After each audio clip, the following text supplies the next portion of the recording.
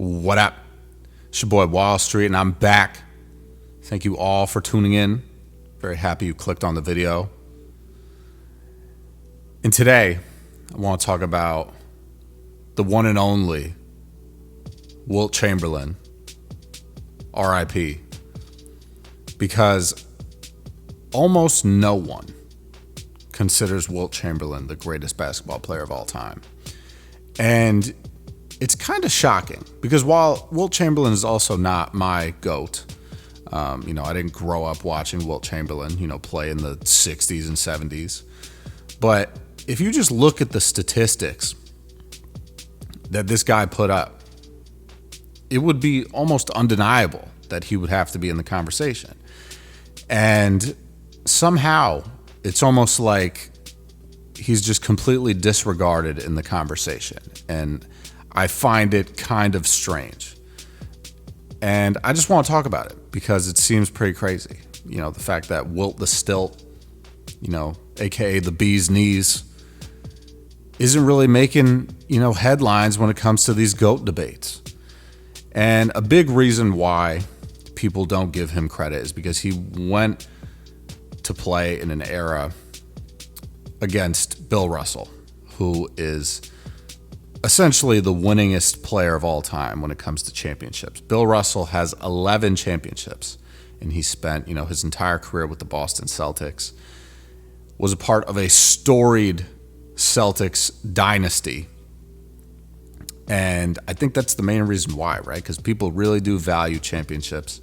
And it's not like Wilt didn't win championships. He won 2 championships. They're both Hall of Famers.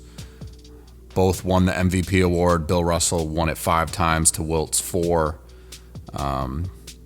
It's just, it's an interesting debate. But let's take it from the top. Let's talk about Wilt Chamberlain, right? So Wilt Chamberlain is the only person in NBA history to average 50 points in a game for an entire season. Okay. He did that in the 1961-62 season, playing for the Philadelphia Warriors. Played 80 games that season and played 48.5 minutes a night. And some of you might be thinking, how is that possible when there's only 48 minutes in a game? Exactly. That means this guy played every single minute of every single game and overtime, basically, right? I don't think he sat once the entire season. So let's just talk about that, right? This dude is 7'1", 275 pounds. And my Lord, he doesn't even need a break. Right? And I know there was, I think it was JJ Redick that was talking about it on ESPN a long time ago about how, Wilt was playing in an era with, plumbers and, guys that were just playing basketball, as a hobby and this, that, whatever. And I don't really like that argument because there's no telling that if you put LeBron James back in the 60s and he's playing basketball, there's no telling if he would be as good as he is right now, right? Because you don't have that frame of reference learning from other players. If LeBron had never learned, how to, do a crossover like Allen Iverson, or watched Kobe Bryant, shoot 3-pointers, or watched Shaq dominate in the post, who's to say that LeBron would have turned into LeBron, right? So Wilt Chamberlain didn't really have a frame of reference, right? He just went out there and he did what he had to do, right? And a lot of people say, oh, he's stat padding, this, that, whatever. Like, I just don't buy it, right? I just don't buy it. So he is just, he's also an incredible rebounder, right? The guy was averaging over 22 rebounds per game for his career, and he played 14 years in the league, right? He was a pretty bad free throw shooter, only shot 51% for his career.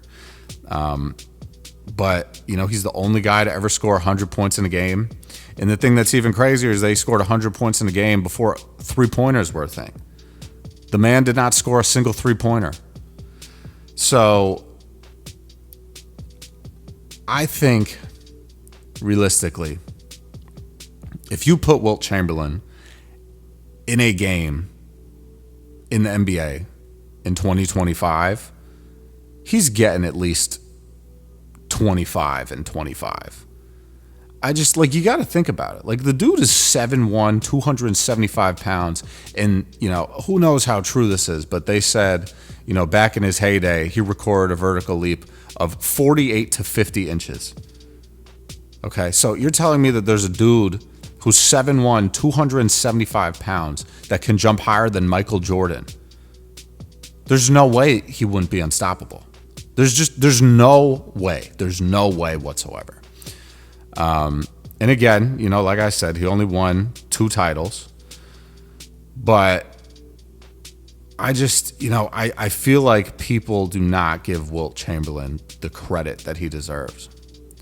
And I read something the other day that he holds like 72 NBA records. And his teammates used to joke with him that, like, it's basically like reading his personal diary because his name's all over the place when you open the record books. And they're not wrong. They're not wrong at all.